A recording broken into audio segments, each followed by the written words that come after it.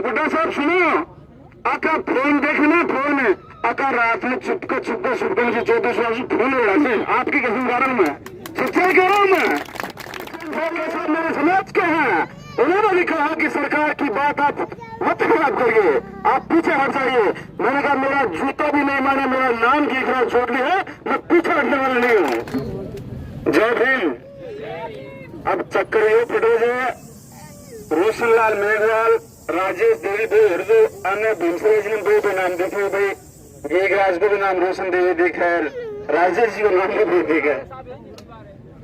साथियों बड़ा दुख का विषय है, थोड़ी सी मैं लंबी बात करना चाहूंगा।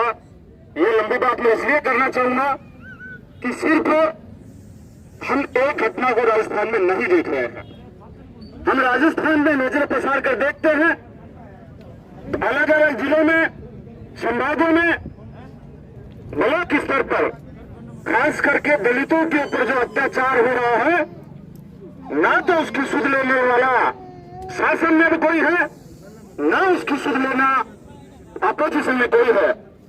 मैं कुछ दिन पहले की एक घटना का आपके सामने जिक्र करना चाह रहा हूं। जयपुर में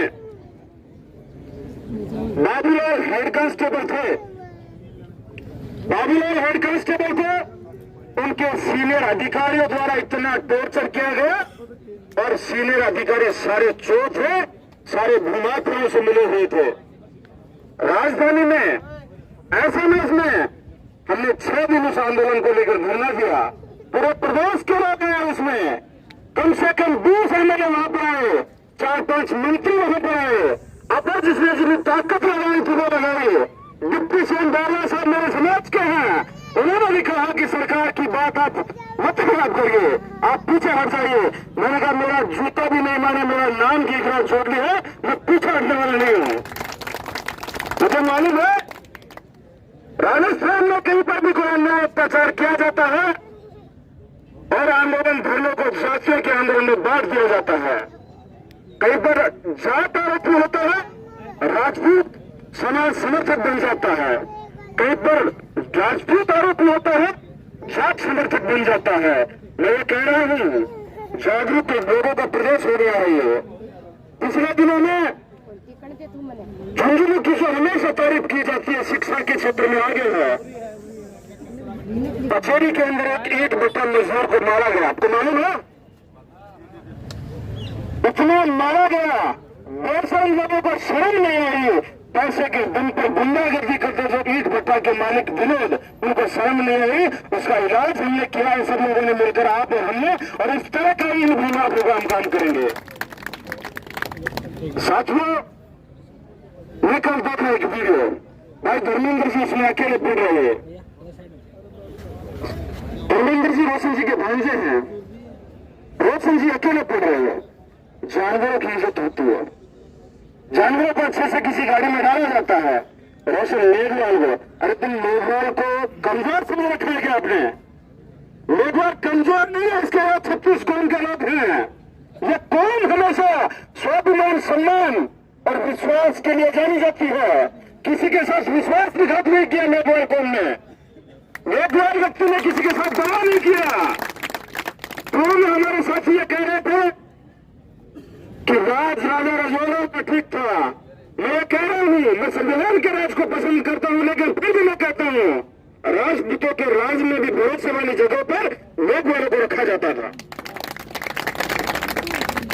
इस लड़ाकू को कमजोर न समझो। इंटेलिजेंस के जो लोग हैं, बेशरम लोगों को मैं बताना चाहता हूं, हमारे ना तो कोई आगे है, हमारे सब पीछे ही पीछे हैं, और पीछे भी हमारे वो हैं जिनका कोई नहीं है, हम उनके साथ में खड़े हैं। एसपी है शरद चौधरी जी, हमने काफी सुना था, ईमानदार अधिकारी है, हम काफी चर्चा सुनते थे, ईमानदार अधिकारी है। कल हमने फोन किया, मैंने कहा सर इतनी हिम्मत कैसे हो गई हमारे लोगों को अपने धरने से उठाया? उनका कहना था हमने नहीं उठाया, आप धरना दे सकते हो। और मैं कहता हूं कल आपने रोशनलाल मेघवाल को हाथ लगाया था, राजेश सिंह को पकड़ने के लिए घूम रहे थे, अरे तुमने तुम्हारी माँ का दूध पिया है, अरे तुम्हारे ऊपर किसी तुम्हारे लड़के का हाथ है, तुम आओ रोशनलाल मेघवाल को हाथ लगा कर दिखाओ, हम तुम्हारी शक्ल खराब कर देंगे, तुम्हारी अक्ल ठिकाने ला देंगे।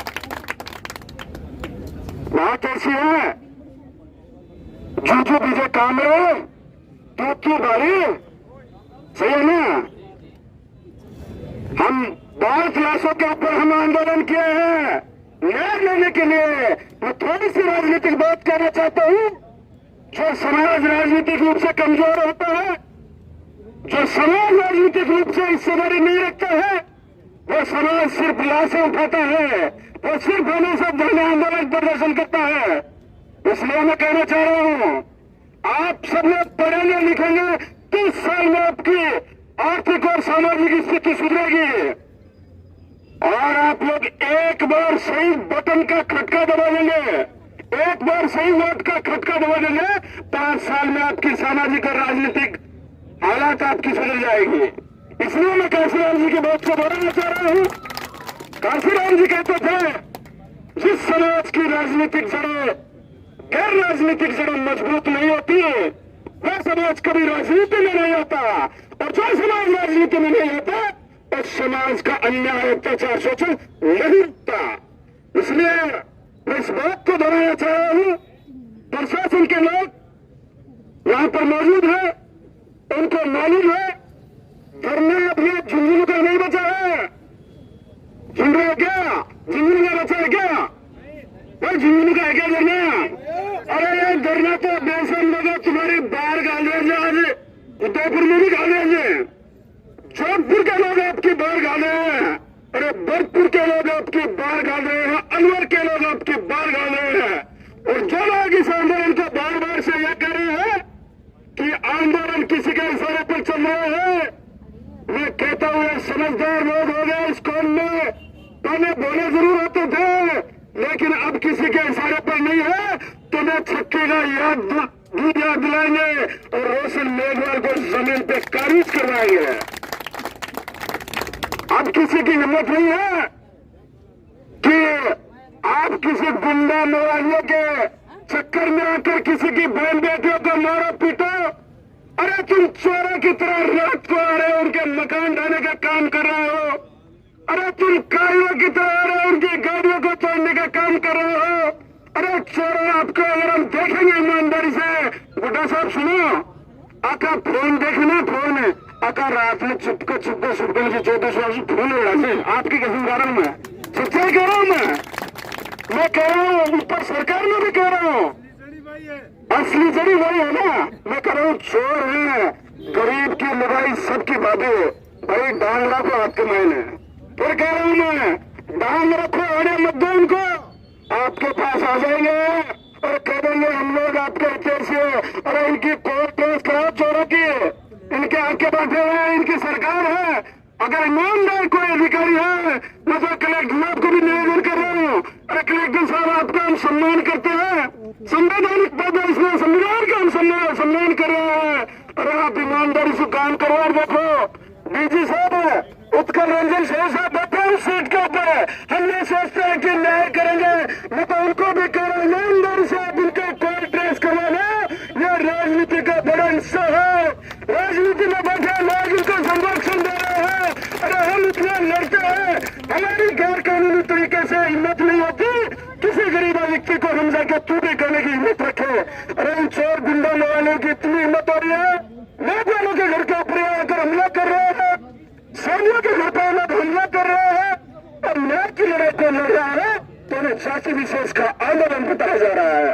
हम हाल सुधारेंगे, शाम तक बैठे हुए हैं, दूर दराज से हमारे लोग आ रहे हैं, सबका इलाज करेंगे और जरूरी नहीं है कि आज आंदोलन खत्म हो रहा है।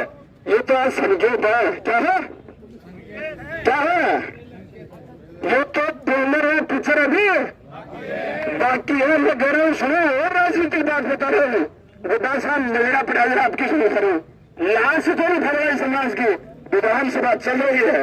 अरे मैं तो कहता हूँ लड़ने वाला आपके बीच में कोई नेता होता और आपने सही चुनाव किया होता, आप सबको काम छोड़ के किसी की पीड़ा के लिए आपको यहां नहीं बैठना पड़ता। विधानसभा में आपका आदमी लड़ जाए, चलने नहीं दो विधानसभा। इस तरह के लड़ाकू लोगों की पहचान करो, उनको चुनकर भेजो। मैं कहता हूं अंदर नया खून है, बस एक साल और लड़ते हुए किसी ताकतवर परिवार के सहारे से नहीं। हम लोग हमारे बाप दादा गरीब मजदूर हैं, हम तो इतनी हिम्मत रख रहे हैं और कोशिश कर रहे हैं, इस कौम को शासक बनाने का सपना हम दिखा रहे हैं और आने वाले में हम इस सपने को साकार भी करेंगे और इस गुंडा मावली जैसे लोगों को हम हमारे गेट के ऊपर नहीं खटकने देंगे।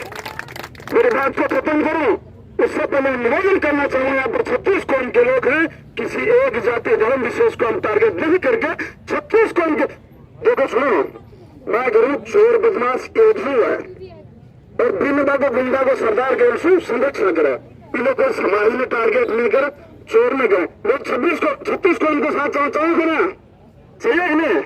तो ये कह रही है चोर है, चोरों के सरदार ने संरक्षण दे रखा है। यहाँ पर भी कई लोग हैं कि जो नहीं करने हमारे बीच में आरोप पीड़ा में, लेकिन चोरों के सरदार का ध्यान रखना है और चोरों का इलाज करना है। इसी के साथ मेरी बात को खत्म कर दो। जो जो आपसे चाहिए अरे जय भीम, जय भीम, वैष्णव को न्याय दो, वैष्णव को न्याय दो, राजस्थान सैनिक को न्याय दो, पुलिस प्रशासन मुर्दाबाद।